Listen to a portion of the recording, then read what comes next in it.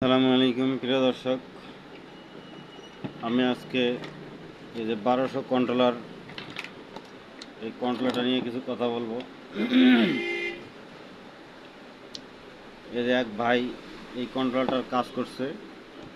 এই যে মসফেট 6612টা, এটা 1200 কন্ট্রোলার, সবচেয়ে হেভি মানের কন্ট্রোলার, এটা সবচেয়ে ভালো মানের কন্ট্রোলার।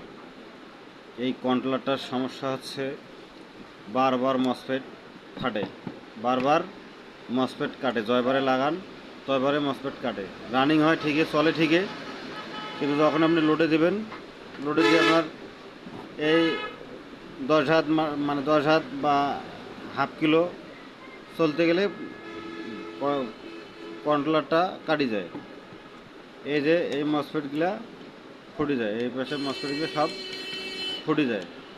আসলে এগুলো কেন ফোটে, বারবার কাজ করলে বারবার ফাটে কেন?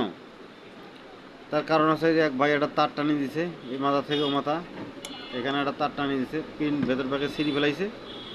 পিন ছিঁড়ি ফেলার পরে তারটা এই দিক দিয়ে টানিয়ে দিছে, এই দিক দিয়ে না দিয়ে ওই দিক দিয়ে দিছে। তাই এই কন্ট্রোলারটার